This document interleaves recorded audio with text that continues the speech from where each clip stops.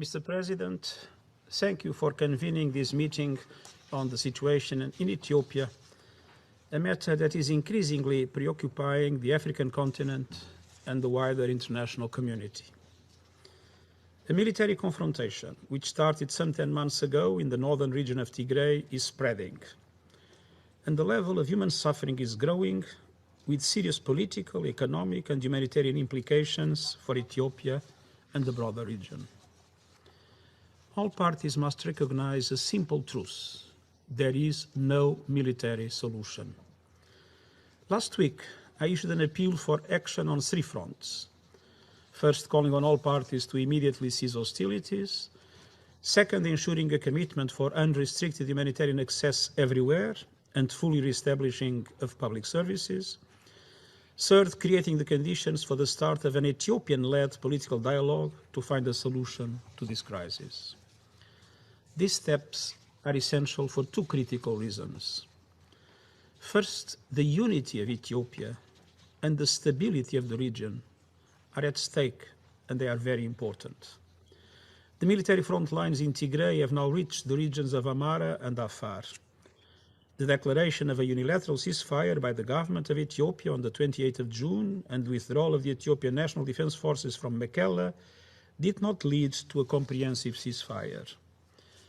The Tigray region remains largely under a de facto humanitarian blockade and cut off from key public services such as electricity and communications. Tigrayan forces have since expanded their presence into neighboring Amhara and Afar regions, where fighting has escalated. Other actors in Ethiopia have entered the fight through mass mobilization and the activation of regional armed groups. Inflammatory rhetoric and ethnic profiling are tearing apart the social fabric of the country. The wider region is already witnessing the political, economic, and social impact of the conflict beyond the borders of Ethiopia. Second, the human price of this war is mounting by the day. A humanitarian catastrophe is unfolding before our eyes. More than 2 million people have been displaced from their homes, and 1 million more are in immediate need of life-saving humanitarian assistance, including food, water, shelter, and health care. At least 400,000 people are living in famine-like conditions. Last month, UNICEF warned that 100,000 children face life-threatening severe acute malnutrition over the next 12 months. Refugee camps have been destroyed. Healthcare systems have been decimated, with hospitals and clinics attacked and looted. And this has all been exacerbated by electricity and communications blackouts. I'm also deeply concerned by reports of horrific sexual and gender-based violence from survivors, including women and children. I condemn these atrocity acts in the strongest possible terms. This is compounded by other serious allegations of human rights violations and abuses against civilians reportedly perpetrated by all parties to the conflict. There must be accountability. A joint investigation by the Office of the United Nations High Commissioner for Human Rights and the Ethiopian Human Rights Commission is concluding. Mr. President, the United Nations and its humanitarian partners have mobilized to reach more than 5 million people with food or other essentials. But the capacity to respond is severely constrained by insecurity, delays, and a host of restrictions on the work of humanitarian organizations. Overland access into Tigray now depends on a single route through the Afar region, which involves passing through numerous checkpoints. Humanitarian organizations require roughly 100 trucks worth of assistance and supplies to reach Mekelle every day. Yes, since mid-July, an average of less than 10 trucks per day have been able to get through, and no trucks have arrived for over a week, while food warehouses are now empty. Sadly, humanitarian workers have been harassed and even killed. Well beyond Tigray, the conflict in Afar and Amhara regions has displaced. Good afternoon. I'm Dr. Ron Daniels. I'm president of the Institute of the Black World 21st Century and convener of the Pan-African Unity Dialogue. And we welcome you to this crucial discussion on the growing crises in Ethiopia, exploring pathways to justice, peace, and reconciliation in this week in which the United Nations has discussed the whole idea of temperance and tolerance on the global scene. The Pan-African Unity Dialogue is an organization which is committed to having operational unity among continental Africans, Afro-Latinos, Caribbean Americans, and African Americans. We believe that we must practice Pan-Africanism in the diaspora by working together with each other to resolve problems and issues. We have within the Pan-African Unity Dialogue a Crisis in Africa Task Force. That task force has looked at issues like the misbehavior of the destabilizer-in-chief, Museveni, in Uganda. Most recently, looking at the issue of the dissent of people like Bobby Wine and supporting the efforts of the opposition there. Having looked at Sudan and supporting the pro-democracy movement in Sudan. Having examined the question of slavery in Libya, the enslavement of Africans in Libya. And most recently, we have been alarmed by the growing crisis here in Ethiopia. Our concern is about the horrific loss of life, the carnage that is taking place. And we know that there are different sides of this issue. We know that there are political differences. There are tensions that arise. A part of what we're concerned about is we as Pan-Africanists, as African people, how do we resolve our conflicts? And we believe that irrespective to who is responsible, that we must move to have African solutions, and those African solutions should be rooted in the notion of ma'at, of balance, of justice, of righteousness, and that we should not be sort of blasé about the deaths of hundreds of thousands of people who are suffering, who are being massacred, who are being raped, irrespective to who is responsible for these catastrophes. And so that is a major concern that we have, is that we as African people set an example to ourselves, that we will not be massacring our own people. As we relate to this specific crisis, our concern arises out of what we initially saw emerging in Tigray province. A lot of the images were coming from Tigray because that's where we saw the preponderance based on the United Nations, CNN, and other networks in terms of what was unfolding. We have most recently also noticed there are catastrophes that are occurring outside of Tigray province. And we take note of those who have sent us notes and notes that I have studied about some of the catastrophes that are happening in other places. Well, we say that it doesn't matter whether the rape occurred in Tigray or the rape occurred outside of Tigray. We are opposed to rape. We're opposed to violence. We're opposed to the pillage that is taking place. And we condemn it in the strongest possible terms. Again, as Pan-Africanists, we want to be able to explore this crisis and all of its complexities, and it is complex. It is not simple. And we have assembled people whom we believe to be credible. Now, there's some who are saying, well, if they're from Tigray, they cannot be credible, or if they're from Ethiopia, they cannot be credible.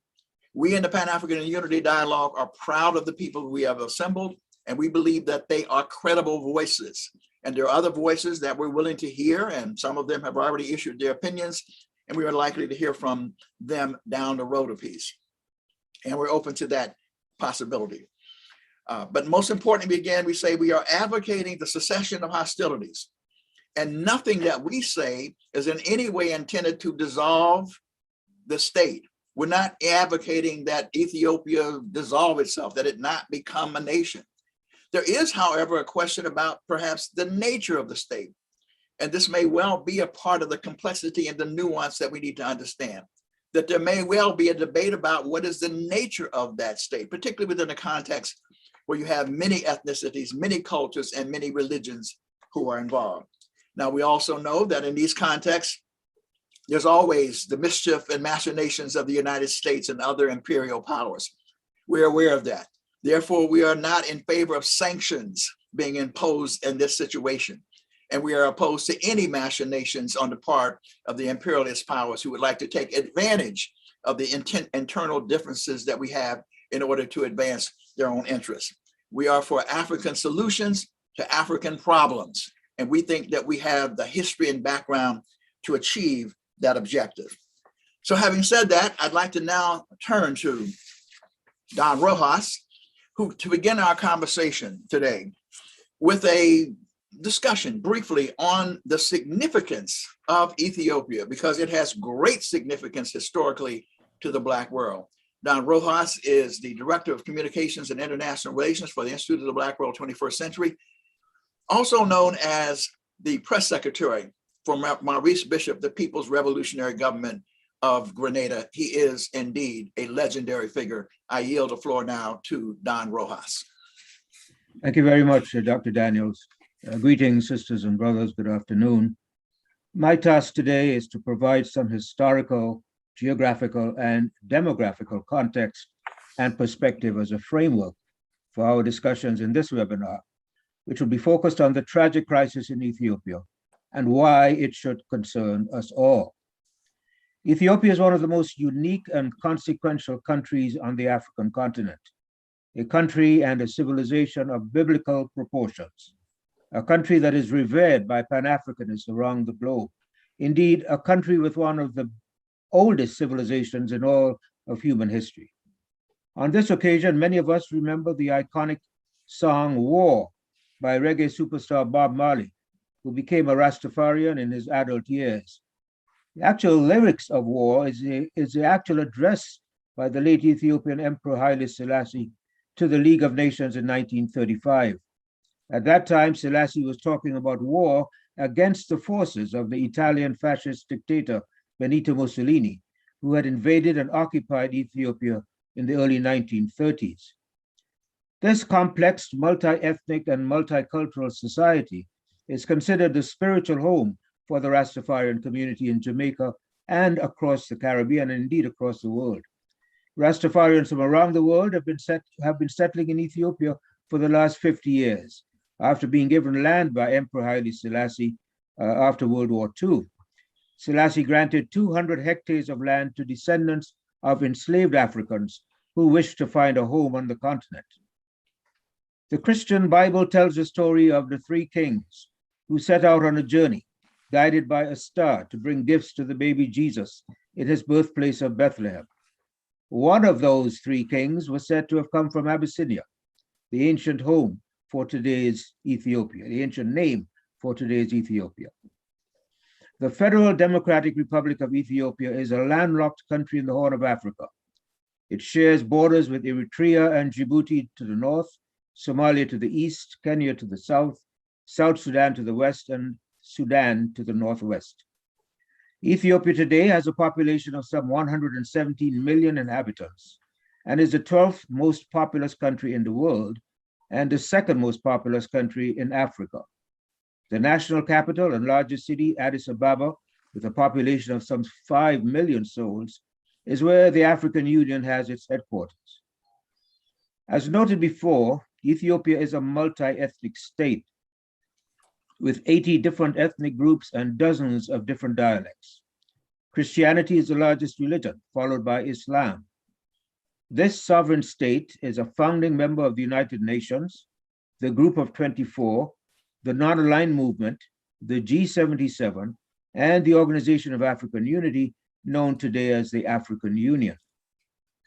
Addis Ababa is not only the headquarters for the African Union, but also for the Pan-African Chamber of Commerce and Industry, the United Nations Economic Commission for Africa, the African Standby Force, and many of the global NGOs focused on Africa. Ethiopian national identity is grounded in the long history of Christianity and Islam in the region and independence from foreign rule since antiquity. Some of the oldest skeletal evidence for anatomically modern humans has been found in Ethiopia, and it is widely considered as the region from which modern humans first set out for the Middle East and places beyond. In the 4th century, the Ethiopian Empire was one of the first in the world to officially adopt Christianity as the state religion. While no longer distinguished as a state religion, the Ethiopian Orthodox Church remains the majority Christian denomination. There is also a substantial Muslim demographic, representing around a third of the population. In fact, a town in the Tigray region, Negash, is the oldest Muslim settlement in the entire continent of Africa. Tracing its roots to the 2nd millennium BC, the governmental system of Ethiopia was a monarchy for most of its history, Oral literature tells us that the monarchy was founded by the Solomonic dynasty from King Solomon and the Queen of Sheba under its first king, Menelik I. During the late 19th century's scramble for Africa, Ethiopia and Liberia were the only two nations that largely preserved their sovereignty throughout the colonization efforts by the European colonial powers. Many newly independent African nations adopted Ethiopia's flag, the colors of Ethiopia's flag, of green, gold, and red. Today, modern Ethiopia is gripped in a horrendous civil war, which has resulted in an enormous humanitarian disaster. Thousands have been killed and hundreds of thousands have been displaced. Millions face starvation. This is a tragedy with serious implications for the entire continent of Africa and for people of African descent around the world. And for those compelling reasons, we feel we have a duty and a responsibility to present this webinar today. In recent days, we've been seeing reports of the US government's concern for the crisis in Ethiopia and of Washington's plans to impose sanctions on the conflicting parties. We in the Institute of the Black World 21st Century hold to the Pan-Africanist principle that African crises require African solutions. Hence, we reject the threat of sanctions by the United States on the warring parties in the Ethiopian conflict. And we also condemn the interference by other non-African nations in Ethiopia's domestic affairs. We call on the African Union and on the United Nations to play a more robust role in pursuing an immediate ceasefire in the conflict and in facilitating a process of peaceful negotiations involving all parties. We applaud the recent mediation efforts by former Nigeria President Obasanjo and other African leaders, and we call on other elder statesmen in the Pan-African world to assist in these efforts. And we reject, as Dr. Daniels just said, we reject Washington's use of the crisis in Ethiopia as a pretext to bolster its military presence in Kenya, Djibouti, and other countries in the Horn of Africa. Our main goal is to appeal to all sides to stop the killing and the carnage and to use peaceful means to achieve a mutually agreeable and just settlement. The enormous human suffering is simply unacceptable, and the potential for serious instability in the Horn region of Africa is too dangerous a prospect. So sisters and brothers, stay tuned for a stimulating and enlightening discussion to come. Thank you. Thank you very much, Don Rojas. And now we'd like to turn to the distinguished chairman of the United Africa Congress, and we say that with great pleasure. He is also a medical doctor, and he is a son of Ethiopia. And we have, and the United Africa Congress is a foundational member of the Pan-African Unity Dialogue. And we have learned a great deal from him, and we appreciate so much the support of the United Africa Congress. But we have been impressed with his analysis, but the pain that we have seen in his face and in his heart as he has seen this crisis unfold in Ethiopia. So we now present to look at some of the factors and some of the history from his perspective, Dr. Mohammed Nurhussein, the chairman of the United Africa Congress. You have the floor.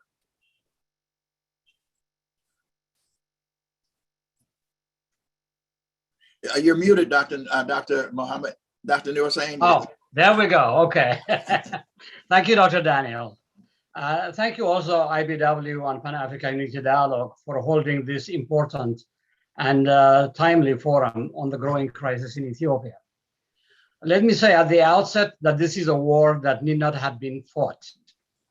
Suffice it to say that the issues between the two parties were political and ideological in nature and could have been resolved through dialogue. I'll try to explore this further. Ethiopia, as Don alluded to, is a multicultural, multi-ethnic, and multi-faith country of 119 million, according to World Population Review, the latest, based on latest UN data. A brief review of Ethiopia's history over the last century and half is essential in shedding some light into the background of the current conflict in all its complexities. Ethiopia has been a monopoly of the ruling class of the Amhara nation. The emperors of the feudal empire claimed descent from King Menelik, son of King Solomon and Queen of Sheba, and therefore had a divine right to rule. The Solomonic dynasty started in 1270 after the collapse of the ancient Aksumite kingdom and the brief dynasty of the Agals. As the Ethiopian history professor Bahruzodeh noted, and I quote, "The creation of modern Ethiopia was started by Theodros, incorporated by Johannes, consolidated by Menelik, and completed by Haile Selassie," end of quote. Emperor Haile Selassie was the last of the long line of emperors of the Solomonic dynasty that was swept from power by a revolution in 1974. The imperial state was a highly centralized absolute monarchy, supported by the Orthodox Church and the landed aristocracy. The student movement of the 1960s and early 1970s called for the abolition of the archaic feudal system, distribution of land to the tiller, and the establishment of a people's democracy that would guarantee the rights of nations and nationalities to determine their own affairs. Amidst the chaos of the revolution of 1974, young officers and other ranks of the imperial army, sympathetic to the student demands, removed the emperor and established a military dictatorship, implementing most of the students' demands, but continuing the centralized system of governance. The Derg, as it came to be known under Colonel Mengistu, was Marxist-oriented, but excluded all other revolutionary forces who were calling for a civilian-led people's democracy. A brutal suppression of such forces unleashed what it called the Red Terror that resulted in the deaths of tens of thousands of revolutionary youth. Armed resistance to the regime began with Marxist groups such as the Ethiopian People's Revolutionary Party and the regional Tigray People's Liberation Front, as well as the older Eritrean People's Liberation Front seeking independence from Ethiopia. TPLF and the EPLF alliance defeated Mengistu's mighty army in 1991. The new Ethiopian government immediately recognized Eritrea's independence. A coalition front consisting of TPLF, Amhara National Democratic Movement, Oromo People's Democratic Organization, and Southern People's Democratic Movement was formed and came to be known as EPRDF, Ethiopian People's Revolutionary Democratic Front, which ruled from 1991 to 2018.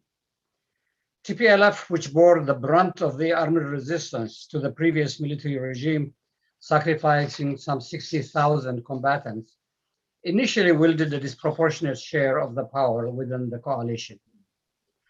In 1995, EPRDF promulgated a new constitution, creating language-based federal system that recognized the multicultural nature of the country, creating autonomous regional administrative states with their own elected executive presidents and regional assemblies.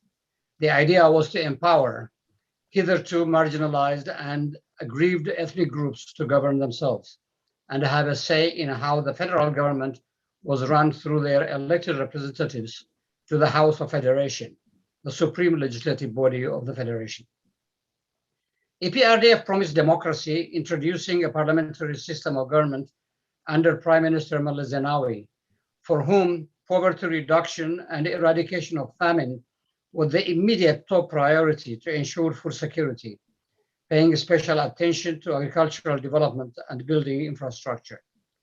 Within a short period of time, agricultural production in Ethiopia quadrupled. The lives of the long-suffering peasants improved.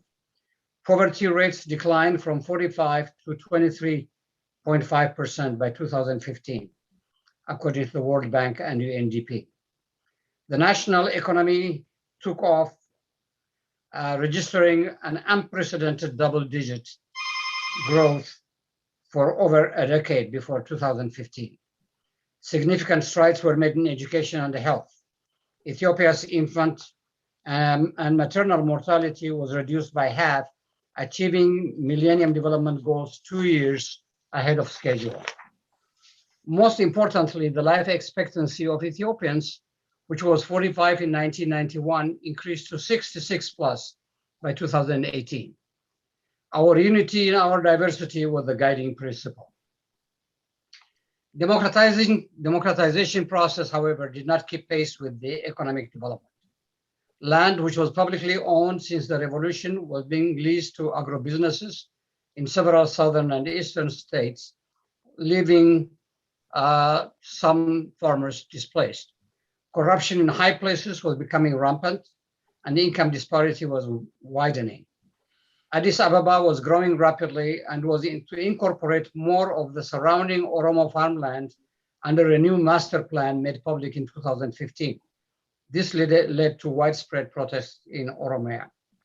The government retreated and scrapped the plan altogether. Protests continued, nevertheless, exposing deep-seated problems and long-standing grievances which were simmering below the surface. Violent protests erupted in Oromia and Amhara region. Scores of foreign-owned manufacturing plants in Oromia were destroyed. Declaration of state of emergency, while calming the situation, briefly led to further resentment and alienation. The EPRDF, after months of soul-searching and internal debate, replaced veteran leaders of the coalition parties with younger ones. Nowhere was this more evident than in Oromia, where two young dynamic duo, Lamma Magarsa and Abiy Ahmed, were elected president and vice president of the Oromia state, respectively. Prime Minister Desalegn Hailemariam abruptly resigned. After an intense and heated debate within EPRDF, Abiy Ahmed emerged as the new prime minister to head a caretaker government until the scheduled 2020 general elections.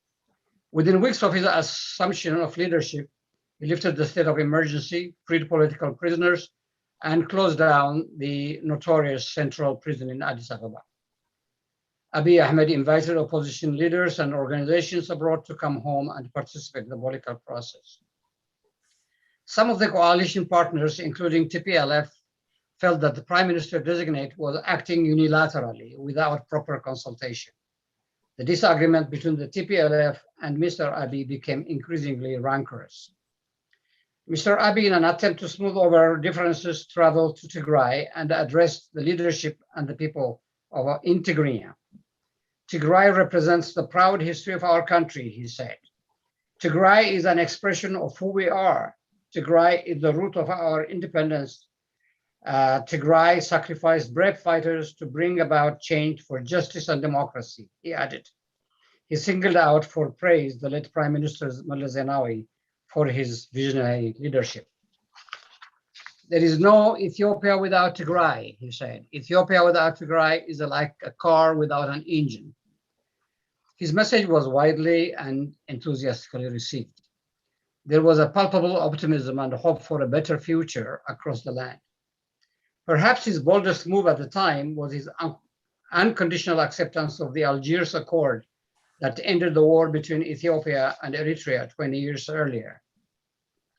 Foreign Policy magazine of July 12, 2018 was one of the rare publications, if not the only one, to see the peace move for what it was. They wrote, and I quote, Abiy Ahmed and Isaias Afwerki are racing towards peace because they both face the same threat. That is hardliners in the Tigray People's Liberation Front, end of quote. It turned out the so-called peace treaty was in fact a war pact. The Nobel Committee failed to see this and rewarded him with the coveted Peace Prize for what was a war preparation. The pressing issues that led to the unrest and eventual demise of the EPRDF were corruption, income inequality, lack of opportunity, and lack of justice, not ethnic tensions, at least not until the Prime Minister weaponized it soon after taking power, pointing fingers at TPLF as the sole responsible party for all the troubles, although the Oromo and Amhara parties and others of the coalition had a majority vote in the federal parliament. Abiy himself was a major official in the security apparatus of the EPRDF and held a cabinet post under the administration. His anti-Tigrayan rhetoric was accompanied by purging of Tigrayans from government offices including the military, demonizing Tigrayans as daytime hyenas. Anti-Tigrayan sentiment spread throughout the country after the speech, particularly in Amhara and Oromo regions, where Tigrayan-owned businesses and homes were targeted and torched. Many Tigrayans were displaced, some fleeing back to Tigray. TPLF retreated to its home base. Many Amhara elites who never reconciled with the idea of a federal arrangement from the get-go were now blaming the federal system as a root cause, calling for reinstitution of the unitary government of old in the name of Ethiopianness and patriotism. The period March 1918 to November 2020 was marked by hostility and acrimony, with pro-Abiy media spewing messages of hate directed at TPLF and Tigrayans. Mr. Abiy began to dissolve the EPRDF and establish his own prosperity party. TPLF and OLF, the Oromo Liberation Front, cried foul. He dismissed the duly elected presidents in various states and replaced them with his hand-picked loyalists who joined the Prosperity Party. TPLF did not comply, citing that Abiy did not have the mandate to do it. The Prime Minister postponed the general election, citing the COVID-19 pandemic as the reason. TPLF would not recognize a government that has not been elected and therefore considered it illegitimate. It conducted the elections in its region as scheduled over the objection of the Prime Minister. This resulted in further deterioration of relations. Profiling of Tigrayans in Addis Ababa and other major cities became routine. Meanwhile, Abiy and Isaias had multiple visits to each other's military installations and capabilities. Tigray's border with the neighboring Amhara state and Eritrea was effectively sealed, amounting to a blockade. On the eve of the outbreak of war, troops of Eritrea, Ethiopian National Defense Forces, Special Forces, and armed militia of the Amhara state were amassed at the border ready to launch a multi-pronged invasion. The Prime Minister called it a law enforcement operation to apprehend TPLF leadership. I will not go into the details of the war itself, which has been widely reported. Suffice it to say, foreign troops from Eritrea were invited to violate Ethiopia's sovereignty at the Tigray border and commit horrific atrocities against civilians, atrocities that amounted to war crimes, crimes against humanity, and possible genocide. Furthermore, gender-based violence and withholding of food supplies were used as weapons of war. African leaders were alarmed. Calls for dialogue came from multiple sources, including Kagame and Kenyatta. Former President Obasanjo traveled to Addis, as did eminent persons comprising 5 former African presidents traveled to Addis Ababa. They were summarily dismissed. The civil war raged now, a year after it began, engulfing the adjoining states of Amhara and Afar. Tigray Defense Forces and the Oromo Liberation Army are now allied and marching on Addis Ababa. Hate speech by Abiy supporters has intensified. Tigrayans are, and I quote, Tigrayans are children of the junta, as the TPLF is referred to, who must be destroyed and eliminated, says one. The Prime Minister's senior advisor, a man of the cloth, Pastor Daniel, said at the public gathering, we must prevent people like them from ever being born. They must be the last of their kind, referring to Tigrayans. The US has issued an urgent message to its citizens to leave immediately, citing in its statement, and I quote, the security environment in Ethiopia remains very fluid. We are aware of reports of arbitrary arrests, detentions, and harassment of individuals based on their ethnicity in Ethiopia under the implementation of the government of Ethiopia's state of emergency. Tigrayans in major cities of Ethiopia are rounded up and thrown to jail. The whereabouts of some of them is unknown. Their business is shuttered. It has become a crime to play Tigrayan music in bars and cafes. So what are the factors contributing to the war? I would cite only one major factor, namely conflicting visions for the future of Ethiopia. The federalists who believe our diversity is our strength and advocates of unitary centralized government who say it would be the only way to ensure the unity of Ethiopia. All the other factors leading to the war emanate from this. These are issues that could have been and still need to be resolved through dialogue with the help of mediators, honest brokers, if needed, by well-wishers of Ethiopia. There is an abundance of wisdom among elders of Africa that need to be tapped into. How this is resolved or remains unresolved will have far-reaching reverberations in the Horn of Africa, the Red Sea Basin, and indeed in the continent of Africa and beyond. The optimist in me hopes that after all the bloodletting, a modern democratic republic of Ethiopia will be born, and that the current crisis represents the birth pangs of that nation. Thank you very much. Thank you very much, Dr. Mohammed Nurhussein, for your presentation. You're being skewered as a tribalist and an apologist for the Tigrayans by many of our observers. I would hope that the final point that you made is one that will be focused on. And that is, what is the nature of the Ethiopian state and what is its future given the multi-ethnic, multi-religious character of Ethiopia? Again, the fact that people are maybe from a particular region is not something that we are advocating so much in terms of their perspective, but it is to look at the question of the complex, nuanced nature of this conflict.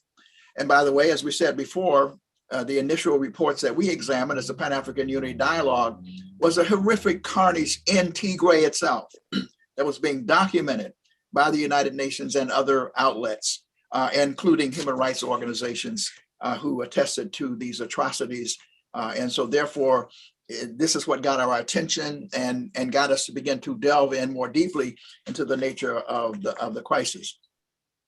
I reported earlier that we now see that the Tigrayan forces, that they moved out, they themselves have also committed some atrocities, and we're opposed to the atrocities, period. But we're also interested in excavating and understanding the nature of the crisis and coming to a just solution as Don Rojas initially outlined in his presentation. It is in that context that we now invite Sister Millete, and I'm going to ask her to introduce herself. I'm not adept at the last names. She has a testimonial she'd like to present. She is an activist, but she's been engaged and involved and wants to share the experience, her experience in terms of her family. So you now have the floor. Thank you, Dr. Daniels, and thank you for bringing us all together for this incredibly important conversation. My name is Millete Birhanemaskel, and I just want to correct, the pronunciation is Tigray. I'm from Tigray. Most of my family is in Tigray. There are a couple of things that I want to say. I appreciate the purpose of this panel, and I can assure you that no one was more Ethiopianist than Tigrayans up until this most recent genocide on the people of Tigray.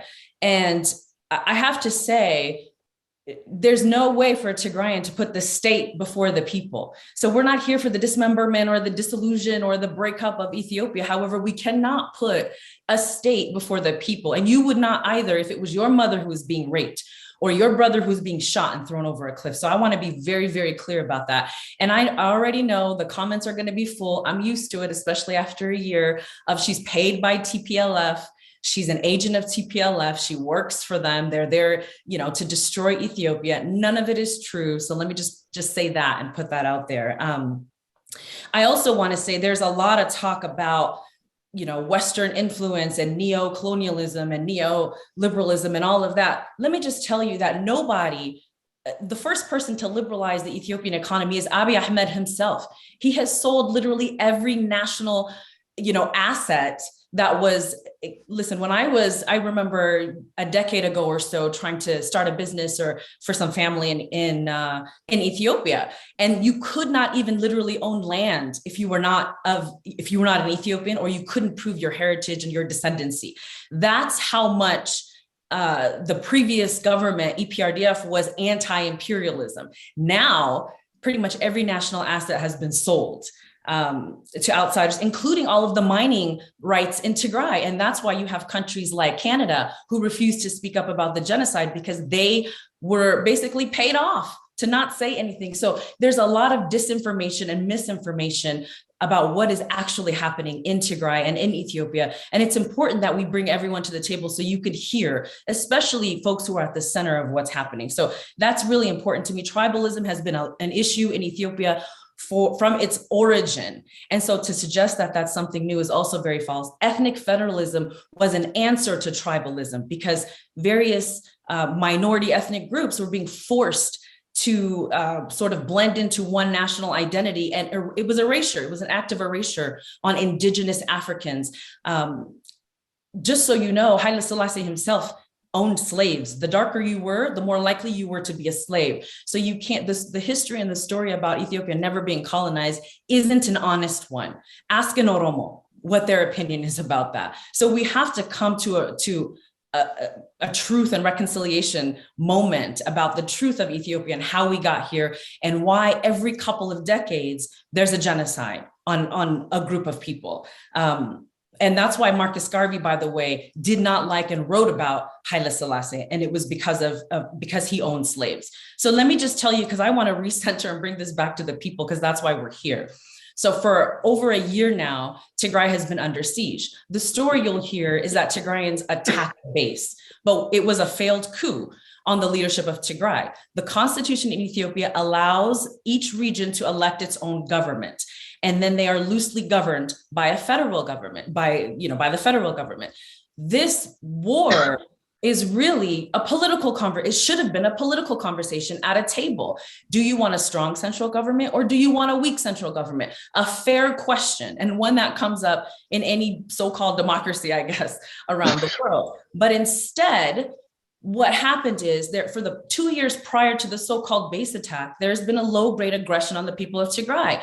The Ethiopian government denied them their budgetary allowances. There's a huge locust invasion in the northern part of Ethiopia, and everyone in the north was given their tools to fight locusts except Tigrayans. And it continued. That type of COVID came. Tigrayans were not given PPE to fight COVID. And so there's been this low-grade aggression. The roads have been blocked, so supplies can't get into the region.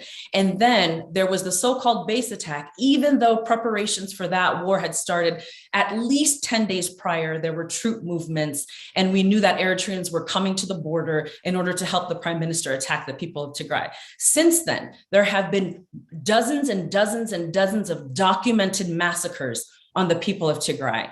You have no services in all of Tigray. I mean, no running water, no electricity, no internet, no phones. We're in the middle of a pandemic and the people have no running water. No food is coming into the region. Eritrean soldiers came in and gang raped women, gang raped children. The youngest rape victim on record is 4 years old. Why do the people of Ethiopia allow their government to commit these crimes in their name? They should be outraged. They should be completely outraged. Even if the base attack actually happened, let's say it did happen, that is military on military. Why are the people having to pay the price for that? Collective punishment is illegal and immoral, and everyone should stand against that, regardless of who you are or where you are. I've lost 9 family members in the Tigray genocide, 9 in the first 6 months of this war. For the last 6 months, we have no contact with anyone. So we don't even know what's happening now. We get these weak reports about 200 children have died of starvation, according to one hospital. Well, all of the hospitals have been destroyed in Tigray by Eritrean and Ethiopian and Amhara militias.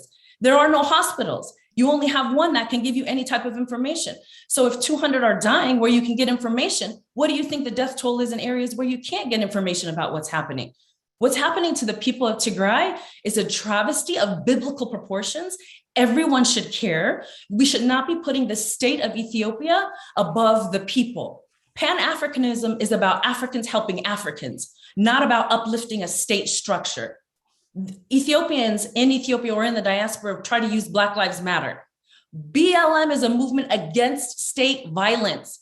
The state of Ethiopia what Ethiopians are doing is supporting state violence. You cannot use BLM for that argument. It flies in the face of it. So this conversation is incredibly important. I'm glad that we're having it, but there's a lot of realities and a lot that we need to address. It is a genocide. That's not an exaggeration. If you look at the 10 steps of genocide, everything has happened from dehumanization to classification to discrimination. I don't have to tell you because you just got a great summary about what's happening to Tigrayans in the capital city of Addis Ababa.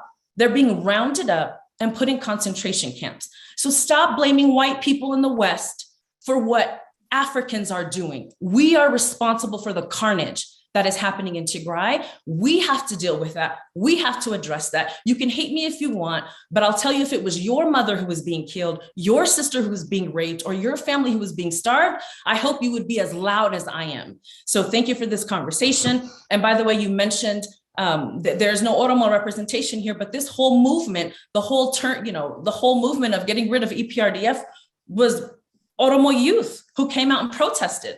And now all of their leaders have been jailed. This is a fascist regime that claims to have been democratically elected when half of the country was in the middle of war and couldn't vote, or the other half only had one person on the ballot. So we have some serious issues as Africans to talk about. We must protect African people, not African states, arbitrary states that were created, by colonialism. Let's be real. And we have to deal with this. We have to come together. And I believe that we can as Africans, but we can't do it if we're going to ignore what's happening. The African Union had a whole campaign called Silence the Guns, while Abiy Ahmed was dropping bombs in Tigray, and we're afraid to bring up that conversation. So this is a powerful and brave conversation. I know the comments, people are going wild, and that's fine. I hope you care, because if you don't care, it means you're numb, and you shouldn't be numb. So I thank you. I look forward to being able to reach my family eventually. And there's a lot of criticism about the Tigray Defense Forces marching to Addis Ababa. And look, we've asked Abiy Ahmed over and over again, lift the siege.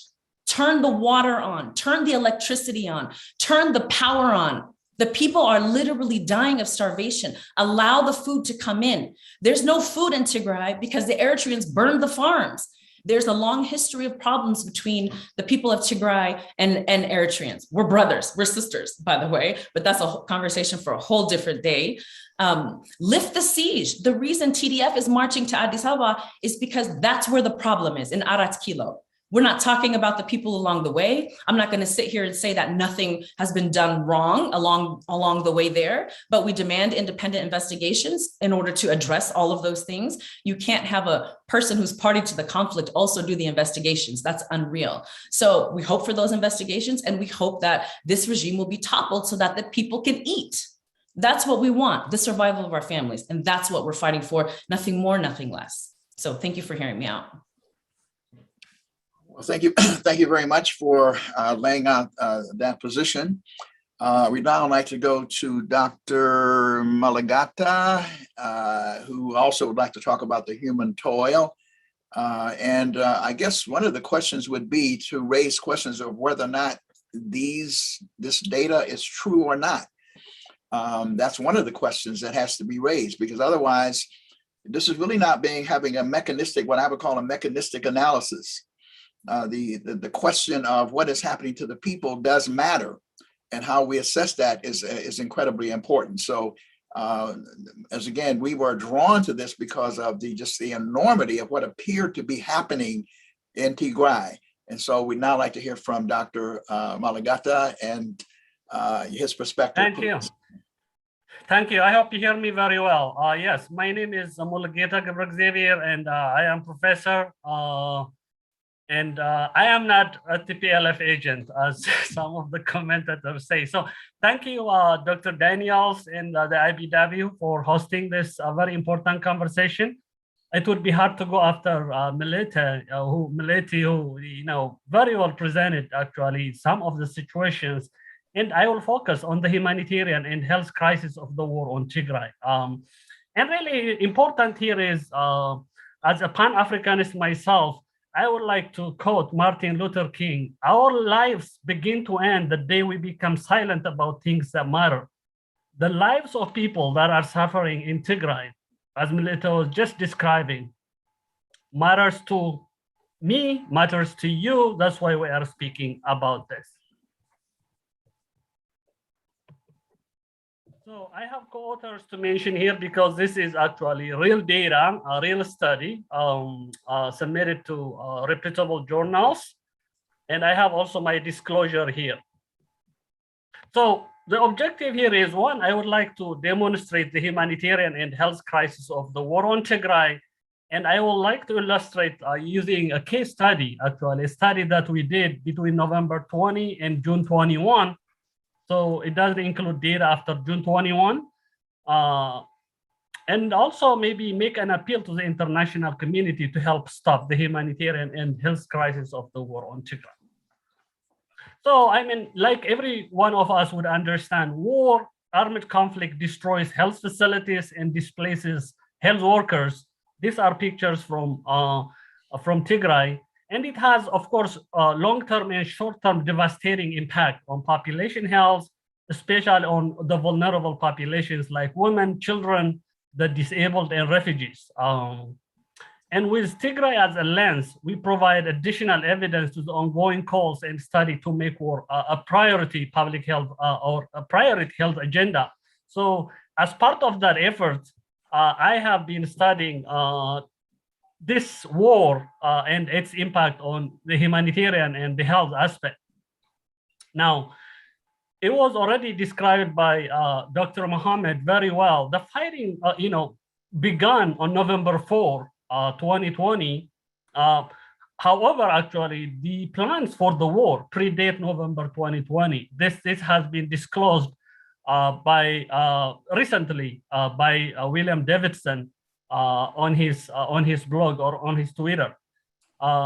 Ethiopian troops, Eritrean troops, and Amhara militia and other foreign actors are fighting against the Tigray government led by the governing party TPLF. The war is characterized as genocidal with massacres, ethnic cleansing, weaponized rape, famine, displacement, ethnic profiling, and attacks. This is, from Amnesty International as well as Human Rights Watch reports. What are the headlines? If you see the news, over 90% of people in Ethiopia, Tigray, need emergency food. Ethiopia is deliberately starving its own citizens. The Economist, you have seen it on PBS NewsHour. And then CNN have also shown, this is not a picture from 1984. This is a picture from this recent war. Due to the blockade, due to the siege, and due to the humanitarian crisis that's going on.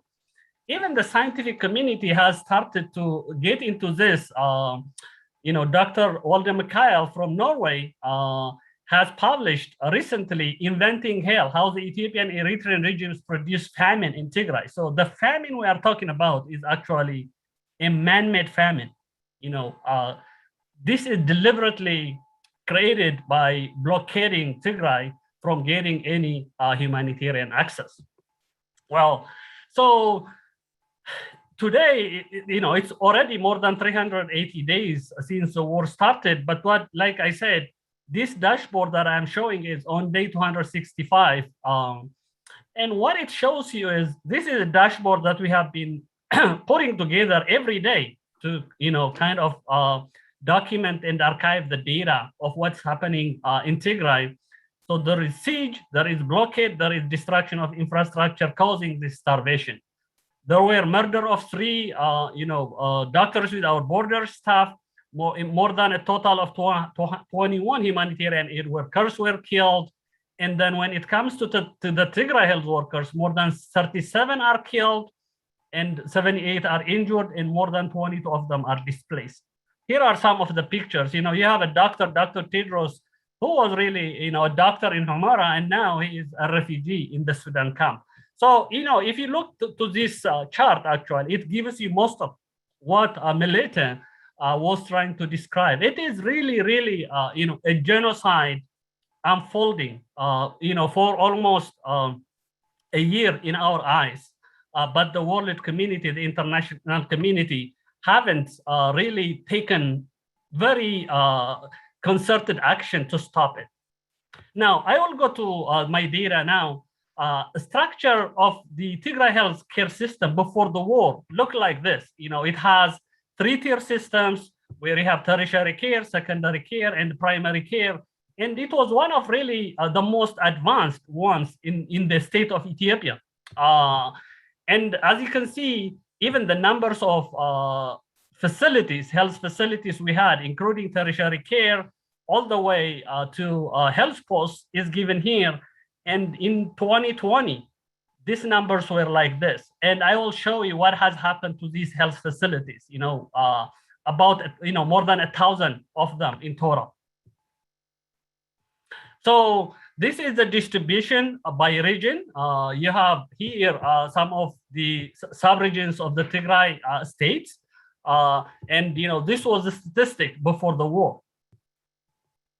Now, as I said, this was collected until June 2021, and during an active civil war and with imposed communication blackout. But we have been able to verify this data by triangulating the information from 3 sources, including international and local organizations.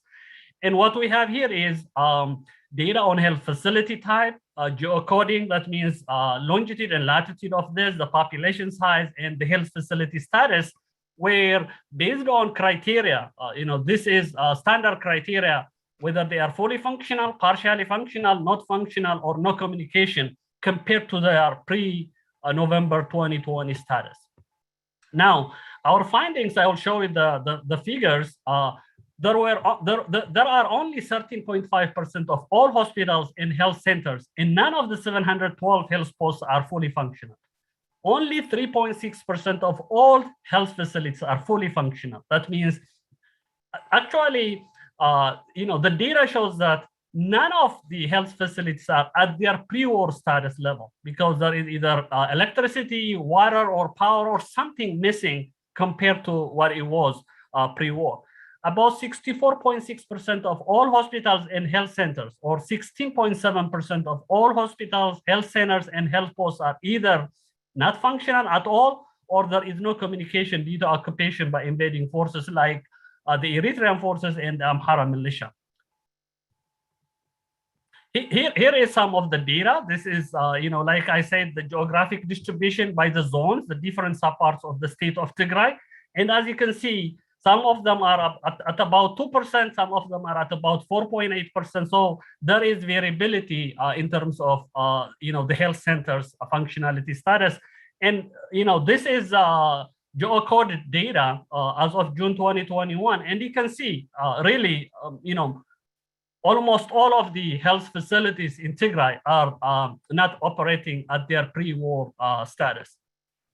Now, in conclusion, the war on Tigray has created a catastrophic crisis impacting millions and has clearly a direct and devastating impact on delivery of healthcare.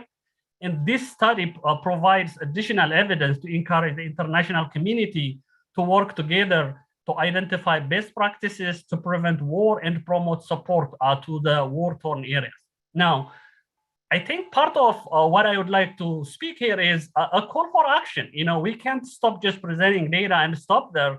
I think people could actually participate by writing letters, by signing petitions, by even contributing to policy and statements by their representatives. I like another, Martin Luther King's call here. There comes a time when silence is betrayal. Actually, what you hear even in the chat, it's not only silence, but even denying, justifying what is going on in Tigray, which is, to some extent, very sad to see it from what we call, people, humans, our friends, our colleagues, up to this November 2020 war. Now, who should be involved? As Pan-Africanists, who should be involved? Civic organizations and professional organizations should be involved. They can advocate, really for the self-determination rights of people, because we are talking about a state, a country that is multi-ethnic, that is very diverse. You have the Oromo, who have been asking for self-determination for a long time. You have the Somali, you have the Afar, and so many other ethnic groups in that country who have been seeking, the right for self-administration, and that needs to be, I think, the answer to the existing ideological divide that we have in the country. Because at the heart of this, at the heart of what is going on right now, is this tension between the visions Dr. Mohammed was really describing. That is, you have groups, federalist and confederalist groups, that are seeking self-determination rights for their people. And you have any Unitarian group. Even at times, the extremists would want one country, one religion, and they call it one vote. I think that is not going to be sustainable. That's not going to be helpful for the state of Ethiopia. Individuals could also be involved in this by demanding for unfettered access to humanitarian aid, by asking their representatives, political representatives, as well as by participating in advocacy. For instance, you can see that the American Statistical Association, the African Studies Association, and some other, including the World Federation of Public Health Association, have made statements condemning the destruction of educational as well as health facilities in Ethiopia. Why am I doing this? I mean, I have been, a researcher for a long time, a global health researcher for that, traveling between the US and Ethiopia, not only just to Tigray, but, Addis Ababa and also some of the Amhara regions. And I have had, workshops, capacity development workshops throughout the country. My last visit. Yes, my last visit was, July 2019, where we were doing a workshop, a capacity development workshop with my chair, Dr. Vina. And, it's very sad. I mean, here, what made me really, really involved in this was the killing of one of the people who was a trainee in our program. You have my mom, who is 80 plus years old, who is stuck in that region. So I am concerned for my family. I am concerned for my colleagues. I am concerned broadly also. I have a global health project that is not operational right now because of the war. Finally, I would like to call everyone to participate in a global health international symposium that we are organizing in the winter. We will be talking about how to really help, make actually war as a public health crisis agenda, as a health crisis agenda, as a humanitarian crisis agenda, so that policymakers could actually help us with this. I would like to thank so many people. They are listed here, my co-authors, as well as my department, my university, and also, this Pan-African group that has allowed us to talk about this. My acknowledgement here, and thank you so much. I can stop here. Thank you very much. Now we have to tighten the times up here. People are sort of blowing through their time limitations as we describe them, because we wanted to permit time for questions and answers, and there will certainly be a lot of them based on what we're seeing. I do want to return to the fundamental question of the data in terms of the human toll and the catastrophe that we have seen unfolding in Tigray. Not so much because it is to advocate for their position, but it is at least as a baseline to ask whether or not we as Africans are willing to tolerate that, and are we willing to pursue our goals at any cost in relationship to the destruction of our people. And that's something that I, from my own ideological point of view, that I've increasingly talked about, because I see too many ideologues who blow past this. I mean, the human toll, the human catastrophe is irrelevant to the broader political point that's being made. And the political point I want to make is that we as African people must find ways to resolve our conflicts with each other in ways that do not result in the destruction of human beings at the level that we tolerate all the time as sophisticated political analysts. And so I have a kind of, a bias that is pretty strong in terms of that perspective. I'd like to now turn to Pierre Sane.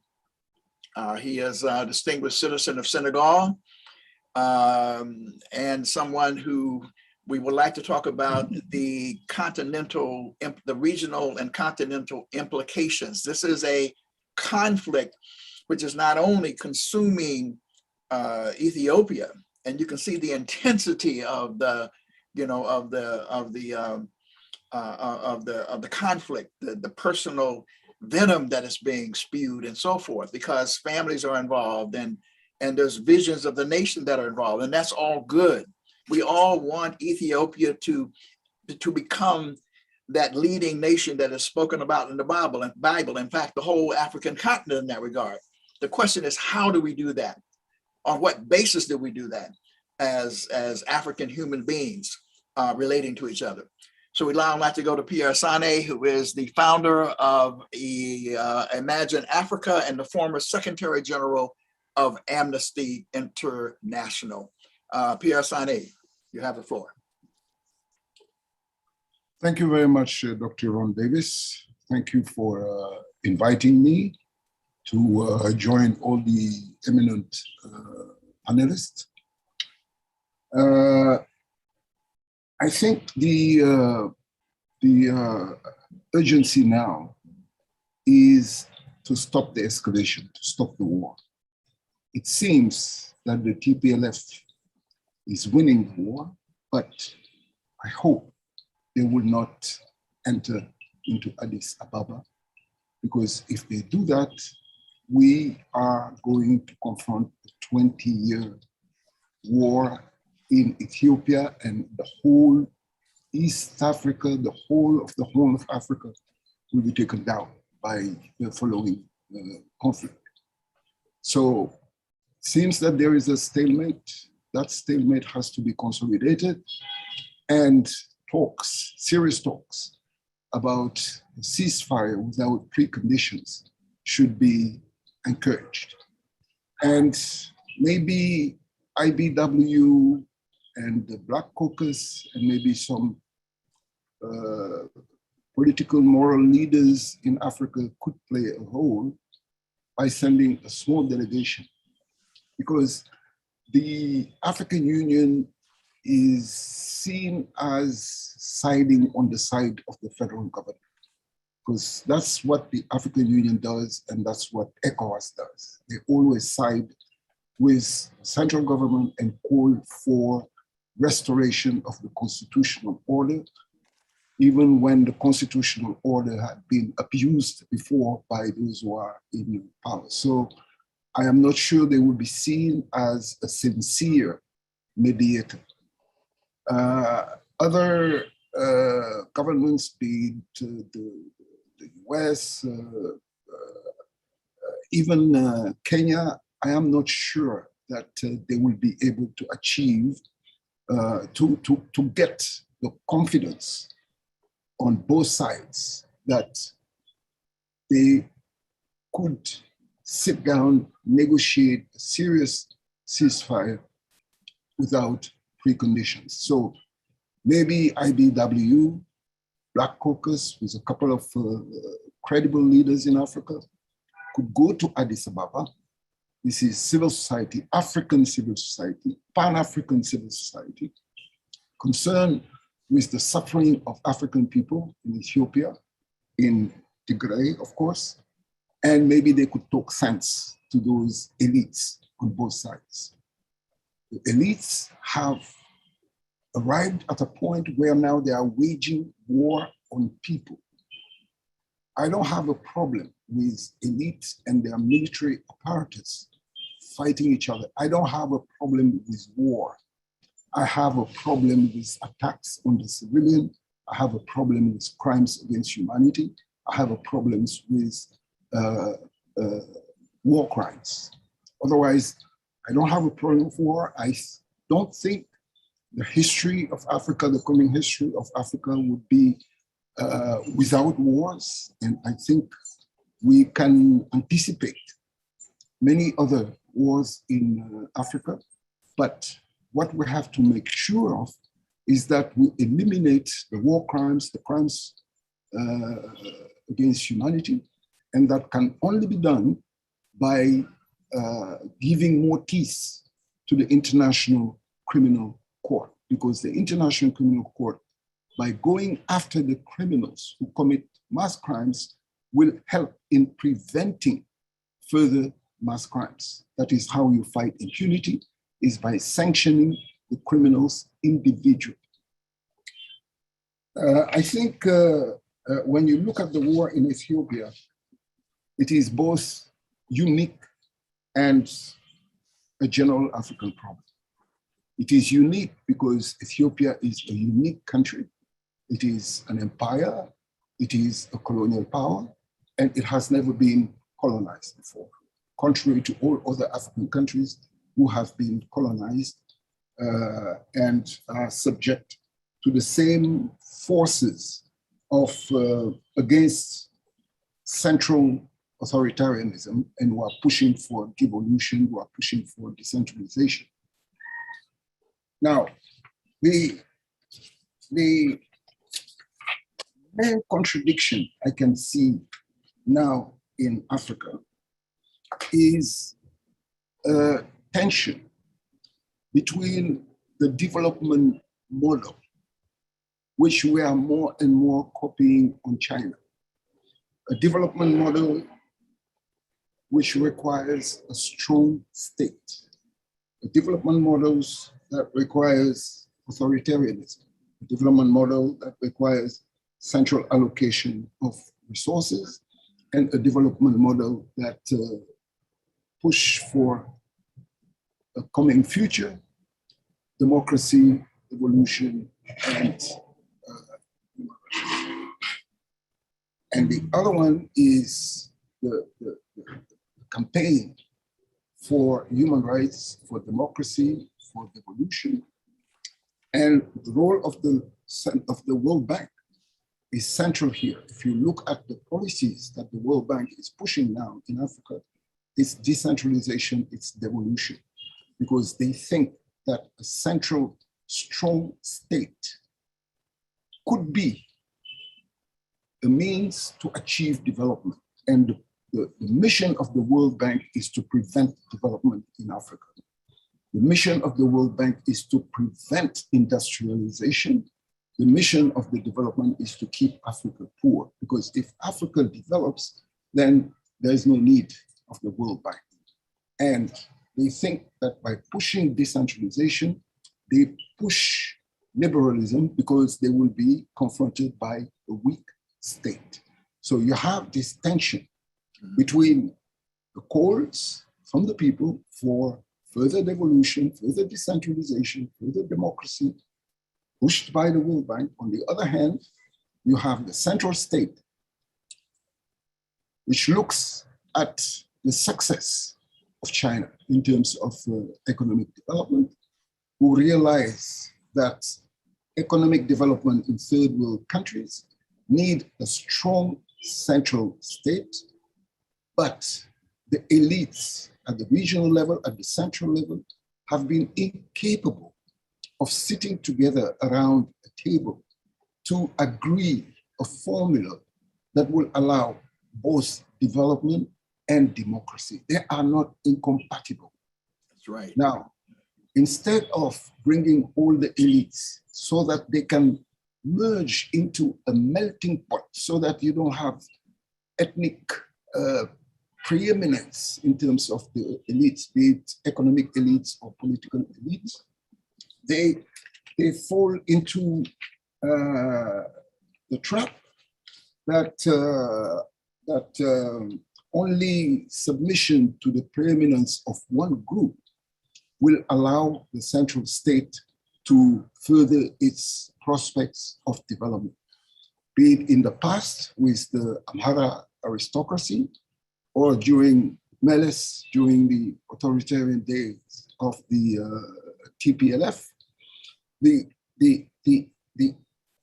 incapacity of the African elites to compromise, to find a solution, to invent a model. We don't have to copy China, and we don't have to be like the West, but the people want freedom and food.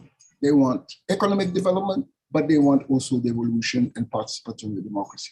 So it is a model that we have to invent. But the elites very often resort to use of force and violence. I mean, All of the wars in Africa is lack of dialogue, lack of compromise. They make it a zero-sum game.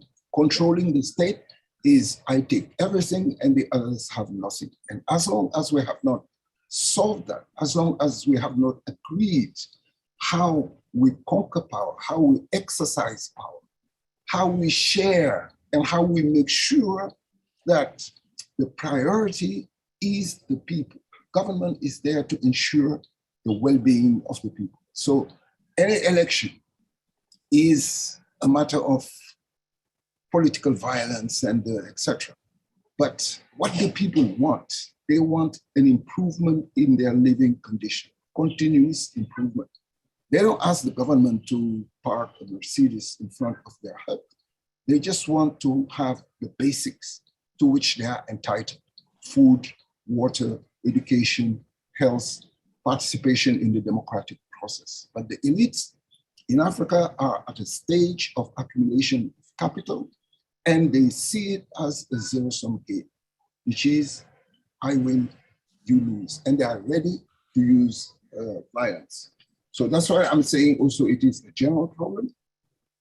You can see in Congo, in the DRC, with the eastern part of all the violence in the eastern part of the Congo, which is linked again to this failed regionalization, decentralization.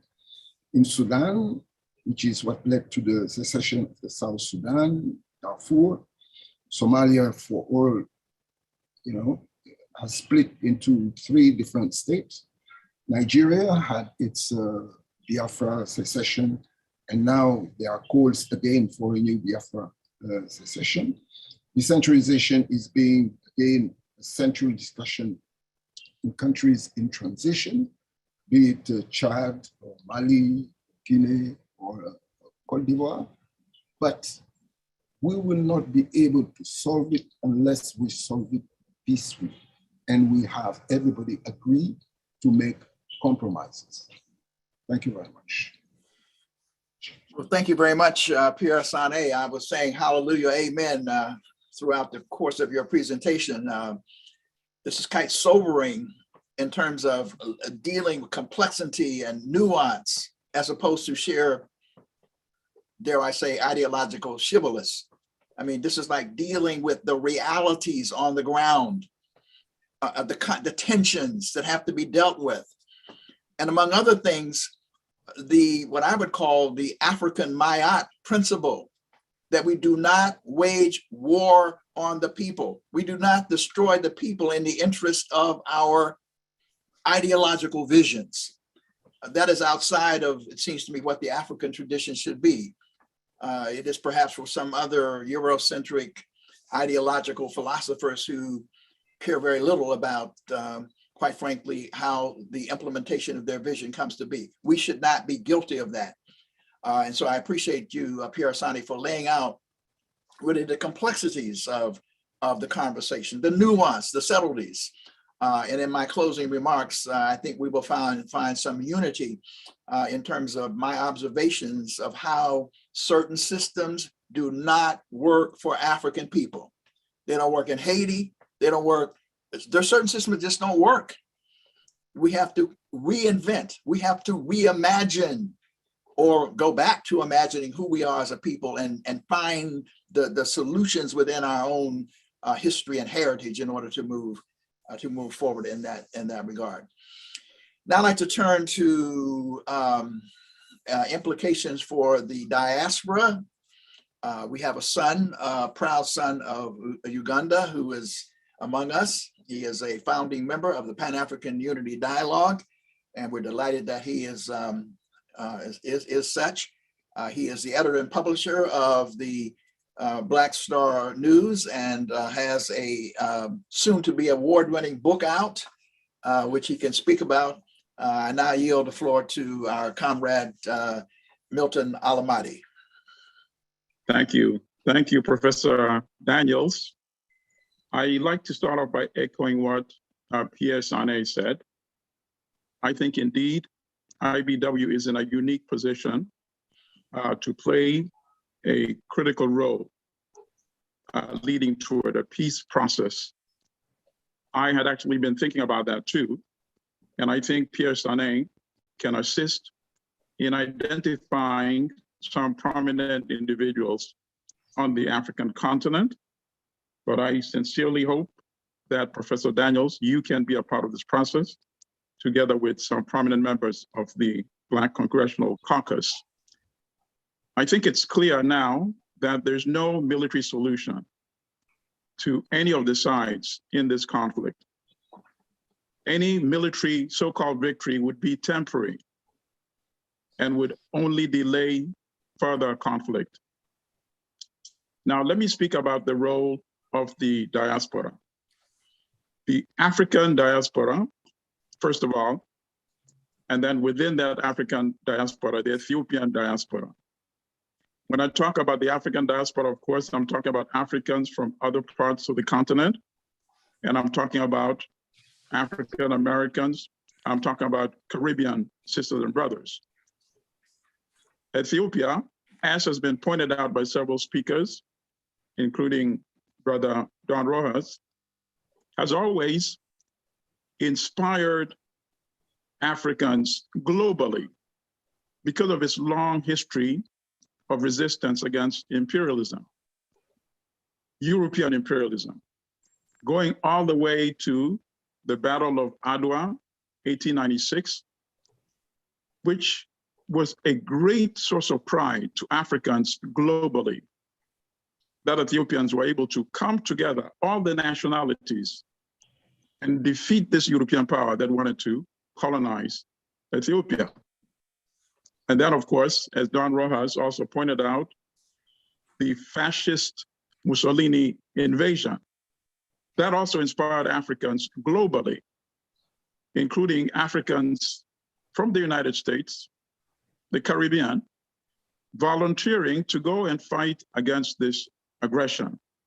And that is why Ethiopia has always had this played this special role to Pan-Africans globally. So once again, Pan-Africans are aggrieved by the current conflict in Ethiopia. And of course, there's division amongst Pan-Africans, with people that support the Abiy government and people that support the people of Tigray, saying that they're engaged in self-defense against an invasion that was launched by the central government and the neighboring country of Eritrea. So there's great division. At this moment, I would hope that the Ethiopian diaspora can actually rise to the occasion and lead us toward peace. They are one of the most powerful diasporas here in the United States. The numbers range from hundreds of thousands to perhaps up to 1 million Ethiopians in diaspora. They're well organized. They're responsible for remitting billions of dollars annually to the country. They have media networks that include online publications, include television stations. They're well organized in terms of lobbying. One of the most effective lobbying by Africans in Washington, D.C. Ethiopians are engaged in that. They know how to influence U.S. foreign policy. And that is why if they make the decision that their number one priority is a ceasefire, and then followed by negotiations for a permanent peace, that is something that would definitely occur. When they're on the same page, there's nothing that they've not been able to accomplish. When they were on the same page in getting rid of the Mengistu regime in Ethiopia, they rallied resources, mobilized resources and public opinion, and supported the effort to overthrow that dictatorship, and they succeeded.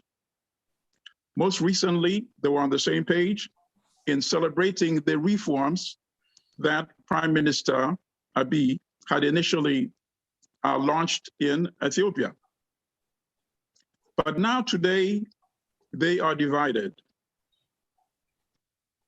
they reflect the same division that are in Ethiopia due to this conflict, with those who are supporting the prime minister and those that are supporting the people of Tigray.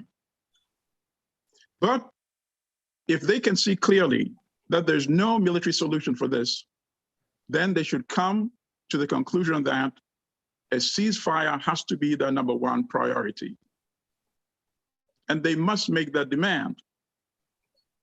As Pierre Sane pointed out, it may be difficult to find neutral parties in the region for where the peace process can be initiated. We should not remove from the table the possibility of starting the negotiations right here in the United States, in Washington. After all, there's a very sizable community of Ethiopian diaspora in the Washington, Maryland, Virginia area. Why not start the peace process right here in the United States?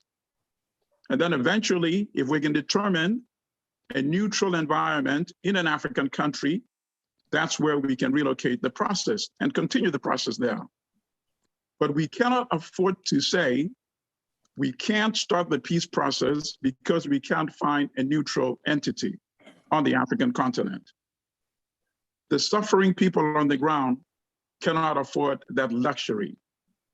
So that is why, as a Pan-African, I urge my Ethiopian sisters and brothers, I plead with my Ethiopian sisters and brothers, please come to the conclusion that the #1 priority today is an immediate ceasefire.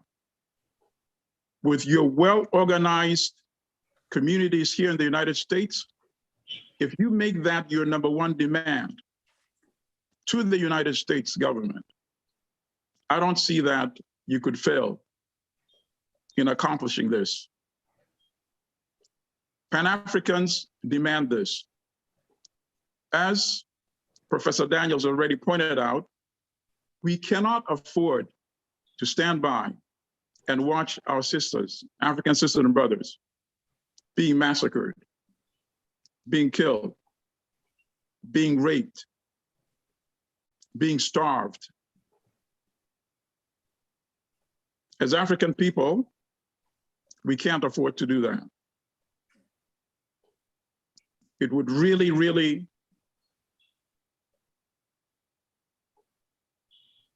expose us to the rest of the world as not caring about fellow African sisters and brothers.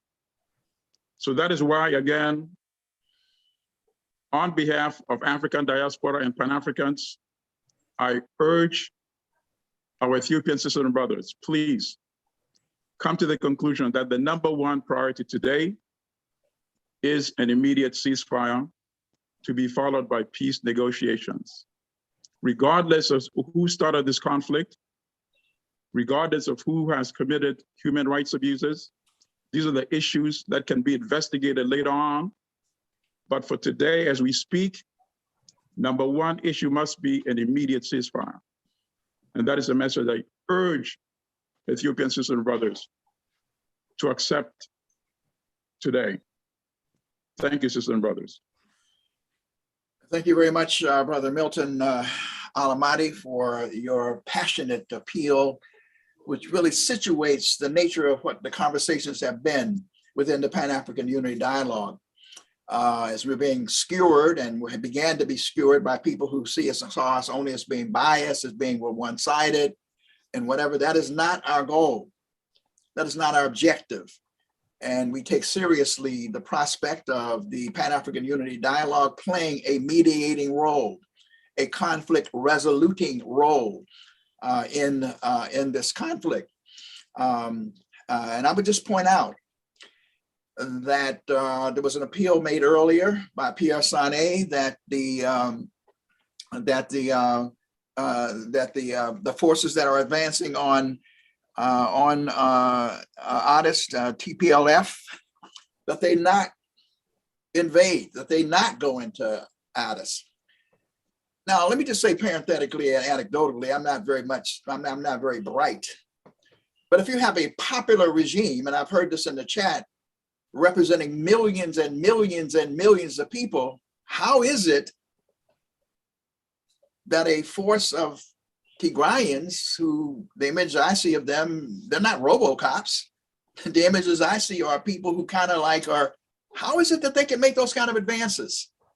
That should say something about what is going on anecdotally. I mean, not scientifically, but you know, for the ideologues and the analysts, what does that say?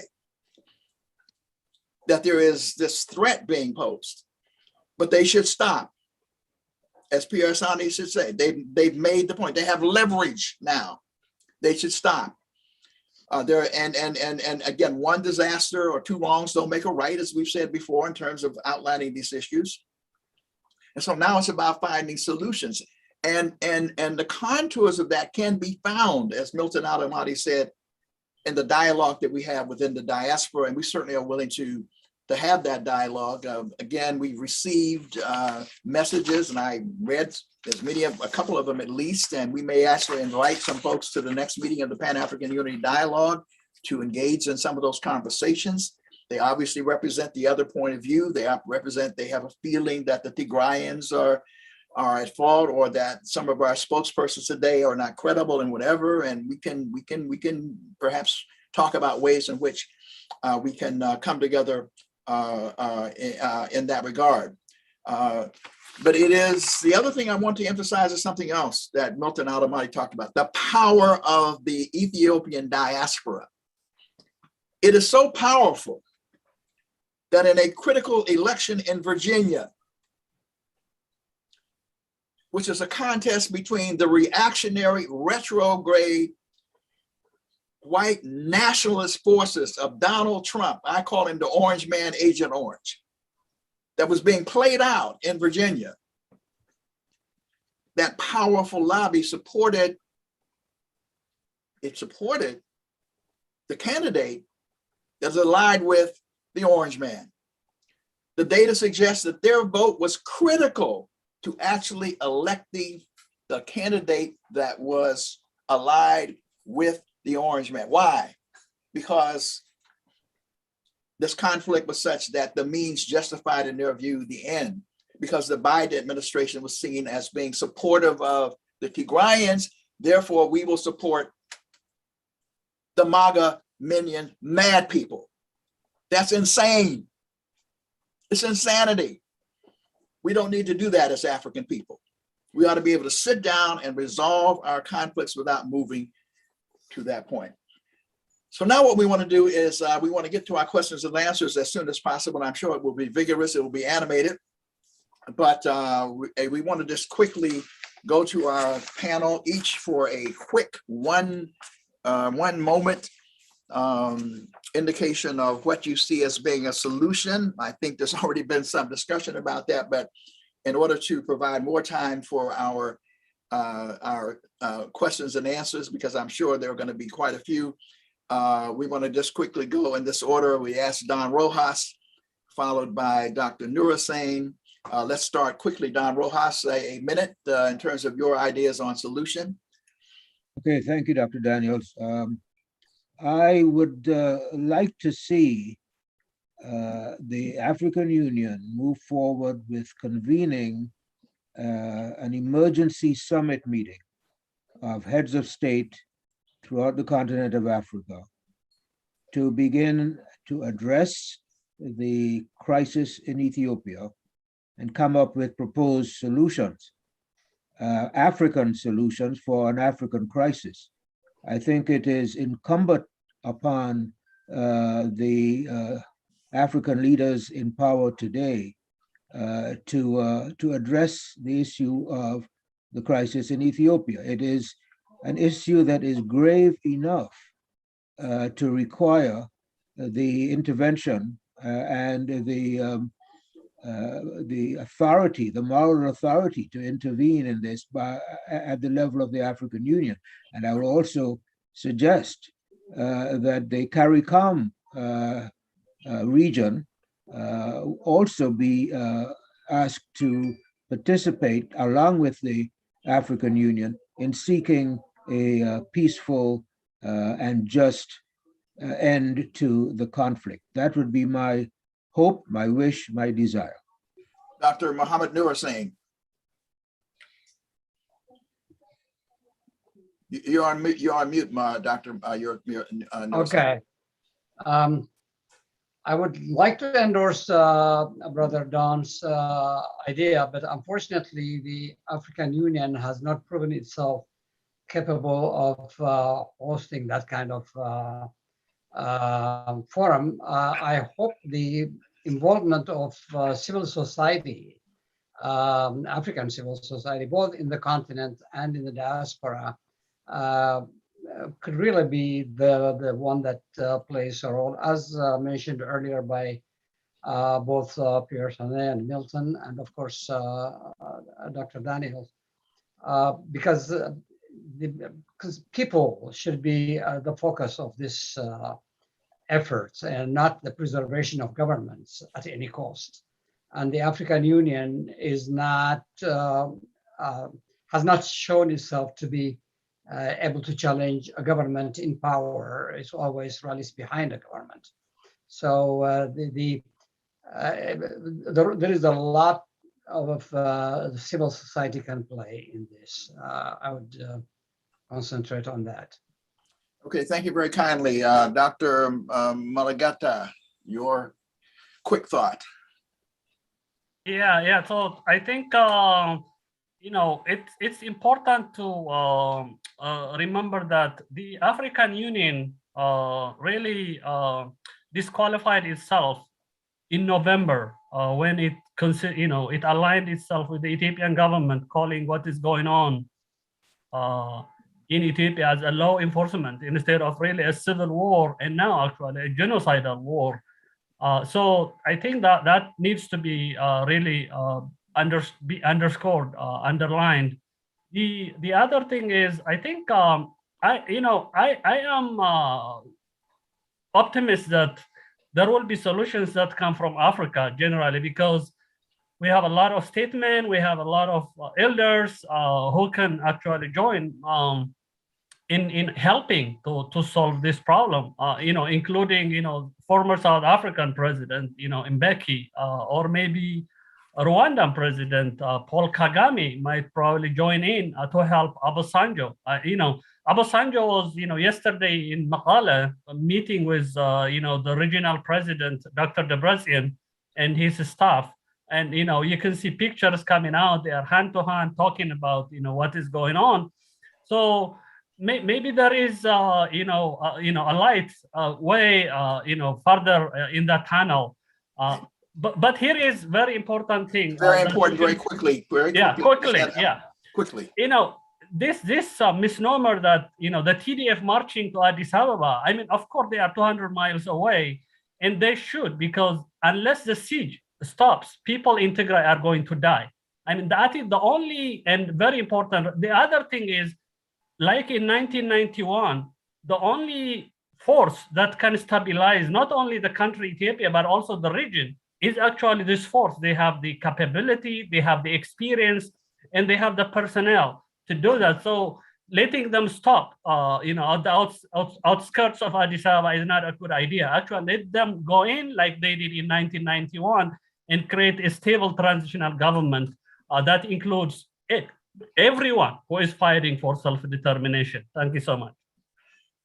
Okay, Sister, forgive me if I'm mispronouncing your name. I'm saying Millete. I hope I'm not. Millete, that's okay. Millete. I'm sorry, I have to hear it. Millete. Okay, now I got that part. Okay, thank you, Brother Ron. I didn't think you'd give me another chance. I know I rile people up, so thank you for giving me a chance. Just a quick minute. I'll be quick. I just want to say there are no two sides to rape. There are no two sides to forced starvation. There are no two sides to burning farmlands and looting and killing children and executing people and throwing them off of cliffs. There are no two sides to not giving people access to water and banking. And these are all of the things that are happening in Tigray. And so if we're true Pan-Africanists, let's speak up for the people. We can get to the politics. If you don't like the Constitution and the way that it's set up, have a constitutional convention. You can't bomb and kill your people. So I would say, as Pan-Africanists and everyone who's watching this, who I know care about Africa and the state of Africa and don't want to invite, more imperialism and that kind of thing, lift the siege. Advocate to lift the siege. That is an easy way to stop the fighting and to stop the violence. Otherwise, you're asking us to go back to Tigray and watch our children die. Go back to Tigray and watch your mother die. It's not fair. It's not realistic. The easy solution is just lift the siege, turn on the services. Then we can get to the hard work of what do we do now to fix our differences and come to a resolution. You raise an interesting point, because what you have said, you have conceded that even though you're being skewered and you've been on the hot seat a great deal, you concede that those who are even opposing you care about Ethiopia. They care about the nation. And so the question becomes, very interesting point.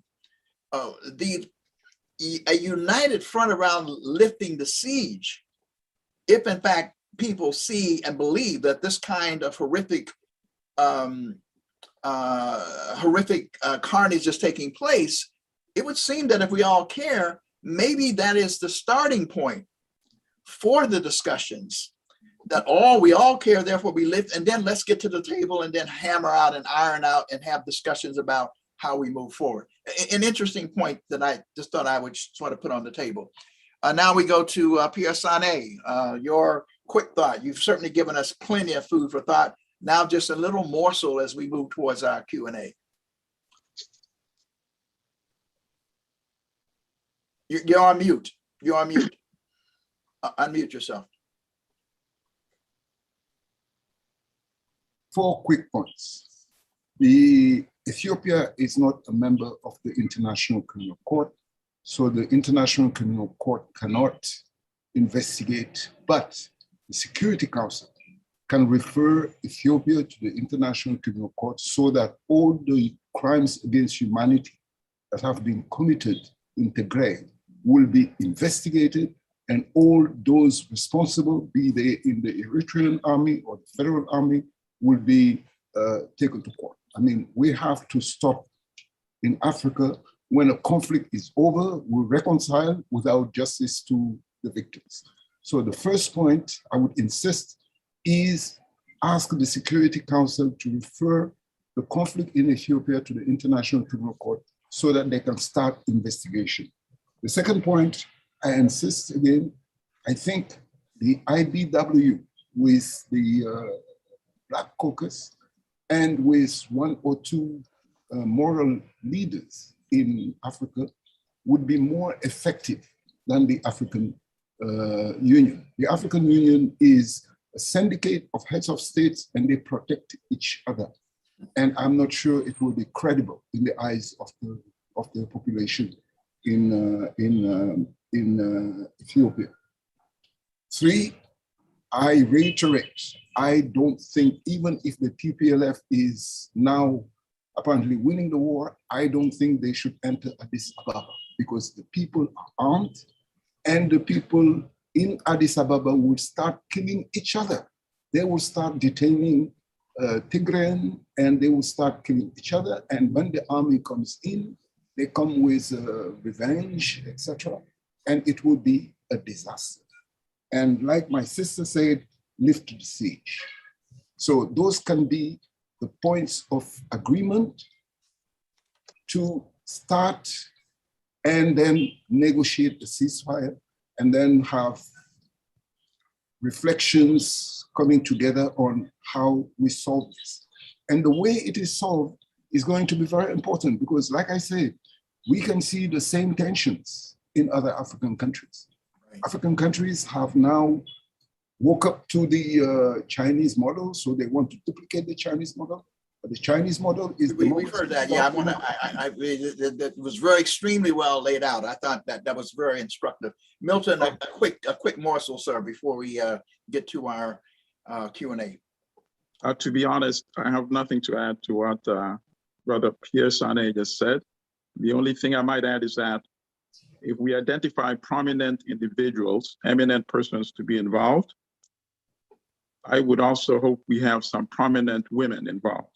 Yes, absolutely. And then ultimately, hopefully the UN would endorse this process, these prominent individuals, so that they have some auspices under which they're operating. That's the only thing I can add. Okay, well, we want to now, Don Rojas, I guess, is going to be looking at the questions and sending them to me so I can put them to the panel. We're really beyond time, but we'll take 15 minutes for Q&A. That's not enough, but I think we're going to be extending this process. Inevitably, the Pan-African Unity Dialogue will be meeting in a couple of weeks or so, and we'll be looking at this question. I think it's been extraordinarily informative and helpful, and frankly appreciate even those who have come on to object and to feel that we were being biased and prejudiced and so forth. I have no prejudice in that regard. We accept the notion that people are fighting for the goodwill. People do believe that we need to have change and we need to figure out how to get this done. So in that regard, we certainly wanted to lay that out. So let's see, is there a first question, Don, that you're shooting to me in the chat, or how are we doing this? Or are you just going to pose the question? Don, you're on mute. Oh, I'm sorry. Yes, I'll pose a question. There are, of course, lots of comments. Few questions, more comments than questions in the chat. I think there is one that you can address, Dr. Daniels, and it's the failure of the African Union so far to bring about a ceasefire. There are some who believe that the African Union is incapable of doing that, but we have called for the AU and the United Nations, in concert with the United Nations, to pursue a more robust solution. So do you have a comment on that? Well, I think that Pierre Sane has talked about that. I think we should try to still shore up the African Union. I mean, I think that many of us are not pleased with the African Union in a lot of ways. First of all, it has not really followed through on its promised commitment to seriously engage the diaspora in a way that has been talked about as the sixth region. And yet it is a body that is a Pan-African body. So I think having conversation with them about our perspective would be helpful. But to the degree that their alignment with as Pierre Sane has said, with other leaders, or sort of each one protect each other, which really goes back to the conflict around the original OA or Organization of African Unity, by the way. It was actually Haile Selassie who advocated for that kind of let's not interfere in each other's sort of internal affairs. Whereas Nkrumah was saying, no, we must be able to interfere to the degree that we see things that are not happening in a certain way. So I think we can open that dialogue with the African Unity. But at the end of the day, I think the proposal that has been put forth that we vigorously try to have some dialogue within the diaspora, that we engage the Congressional Black Caucus and other civil rights, human rights organizations in the diaspora to try to find a solution is one that we may well be equipped to do. And we do have allies in the Caribbean who some of who are now on the Security Council. St. Vincent and the Grenadines, I think, is still on the Security Council. Dr. Ralph Gonzalez has certainly been a great advocate for mediation and reconciliation, justice and reconciliation. And we use those terms advisedly, justice and reconciliation. So I think we have to explore it along those lines. Dr. Daniels, if I were going to add, one thing to what you just said, it's really important that in this conversation, at the heart of the violence is now the siege. Like unless the siege is removed, unless the siege stops, the path to negotiation, the path to any dialogue, it seems to be really difficult. So. Probably some of you may remember the Biafra siege of Nigeria, right? How did it stop? So if there are maybe some people here who can provide, from the panel, who can provide ideas on who to involve in kind of advocating for the stop of the siege. I mean, the Ethiopian diaspora is divided, like you see it on the. But let's see. Can we? I mean, that is an interesting point of departure. You know, I mean, at the human level, that is an interesting point of departure. I mean, I think there are other situations in which we would be not wanting to use food or health or the withholding as a weapon within a struggle. And so if we see our people suffering, I mean, can we at least not agree on that? And if we cannot agree on that, what does that say? It seems to me we need to be arguing that through. And so I think that Pierre Sane has laid out 4 points, one of which is the lifting of the siege. And I think, you know, there's kind of unanimity, at least within the Pan-African Unity Dialogue, that is a point of departure. John, is there a question? Yes. Is there a question that goes to one of the panelists? You know, in terms of, I think this one can go to the panelists. It says that this is a comment that the people of Tigray are not Ethiopians, that they are a tribe somehow that exists outside of Ethiopia. Can that be clarified by our guest, please? I would love to take that question. It's such a shame because there's a dehumanization effort around Tigrayans to say things like that we're not Ethiopian, or I've even heard wild things about other ethnic groups that they came from Madagascar and they're really, I mean, there's just all these crazy narratives about who Tigrayans are to exclude us from the story of Ethiopia, even though Tigray is at the heart of Ethiopia. You talked about El Najashi Mosque in Tigray. You talk about, you know, all of the things, the Battle of Adwa, the famous battles where colonialists were fought and beat back, all in Tigray. But the story is always, well, they're not real Ethiopians. Even in the comments here, people I respect, like Adama Baraka saying things like, this conversation should include Ethiopians, you know. Are we not Ethiopians? Are Tigrayans not Ethiopians? I mean, this is a very frustrating question. So when you talk about the integrity of the state doesn't even recognize us as Ethiopians. So if Tigray is somehow, secedes from Ethiopia, it's by force and by the state's hand, not by ours.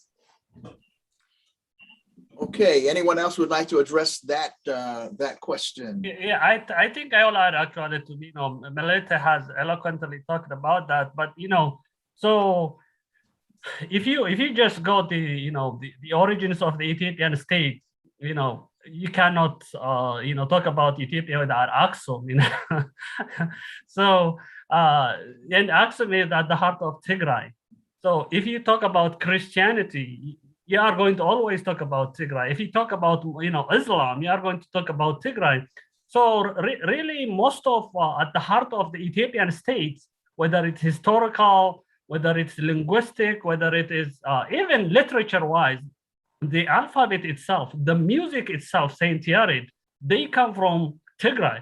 So, you know, when we talk about Ethiopia removing Tigray from it, actually, it becomes really hollow in a way. But for some people, Ethiopia is just land, it is territory, it is like the mountains. For me, Ethiopia is the people. And the people, it includes the people of Tigray. And to this day, the contribution of the people of Tigray, if you see to the Ethiopian state, whether it is in the military, whether it is in governance, has been really at the top. So I think it will be really blasphemy almost to say, you know, Tigrayans are not Ethiopians. We are, you know, maybe they are being made to feel that way, and that's why they are asking for a self-determination, for a referendum.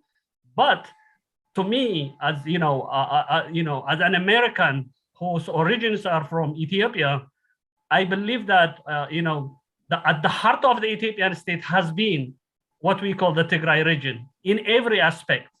Thank you so much, Dr. Ron. Okay, we're going to take one more question before we, Milton, if you end, that'll very be quickly. the end of it because we have to close. So you get the final. No, very quickly. It won't take up even a minute. The purpose of the question also makes me wonder, what was the purpose of that question? Because if all human beings originated in Africa, particularly in Ethiopia and East and Central Africa, you know, what sense does a question like that even make, you know? That's my response. Well, sisters and brothers, let me just say that this has been a vigorous conversation, and there's a lot going on in the chat.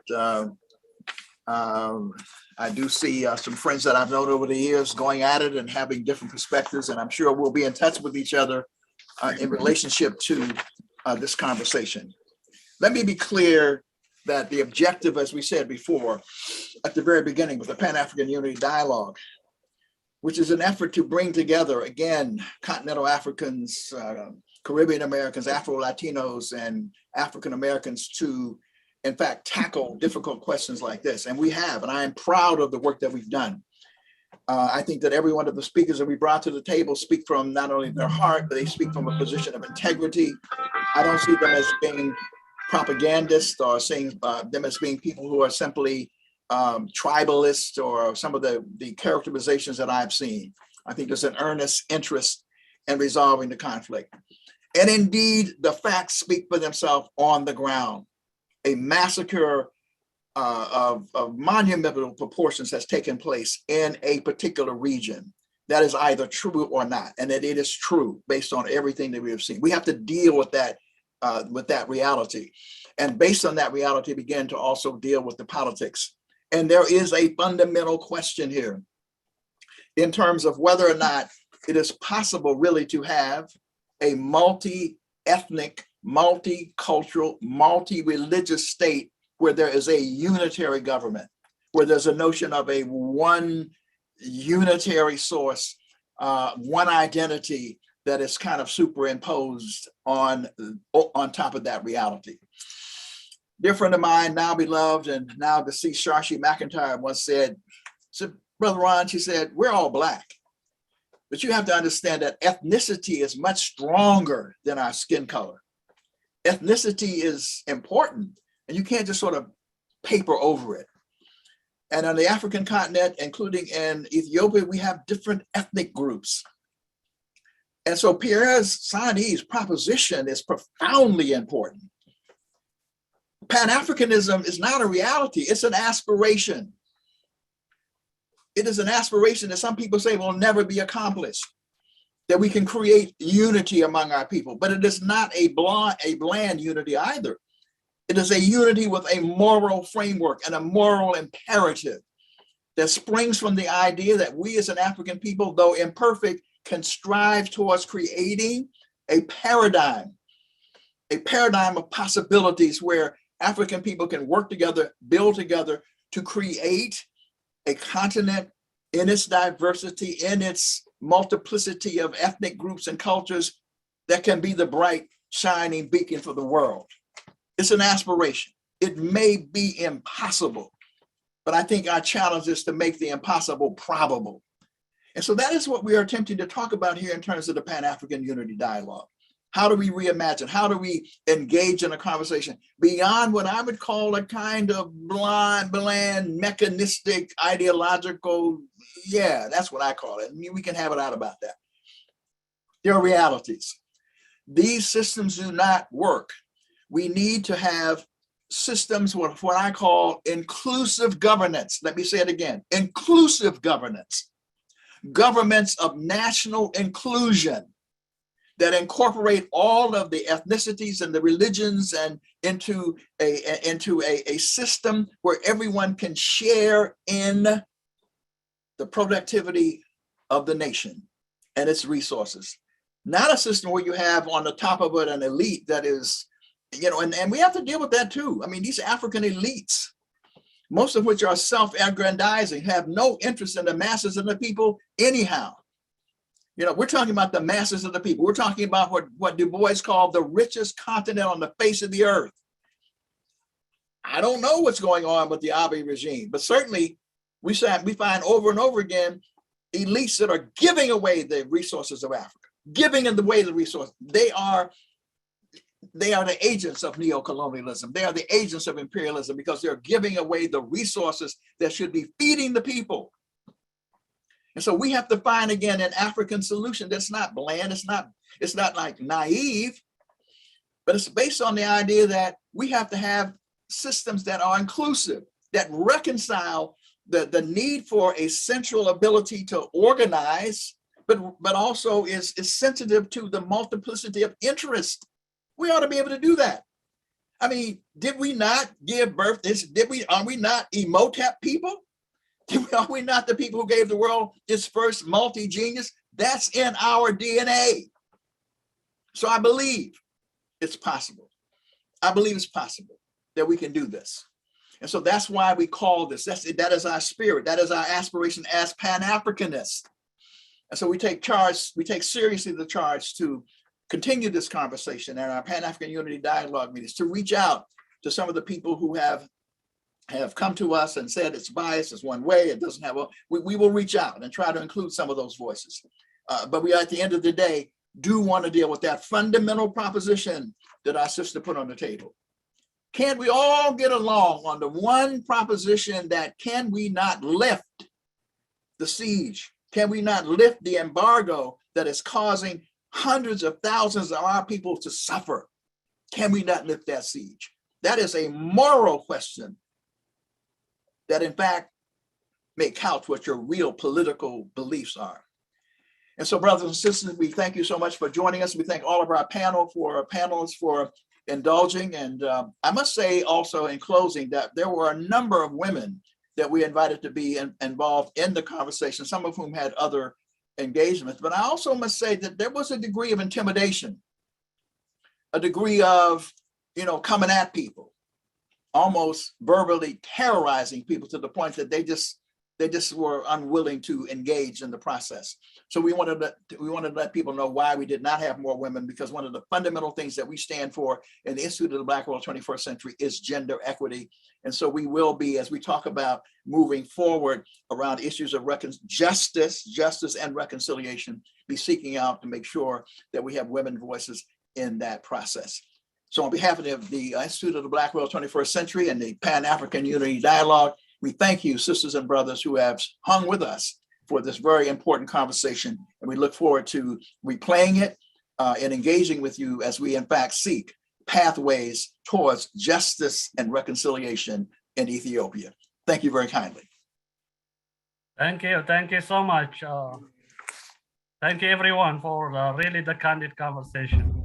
Thank you. Looking forward to part 2.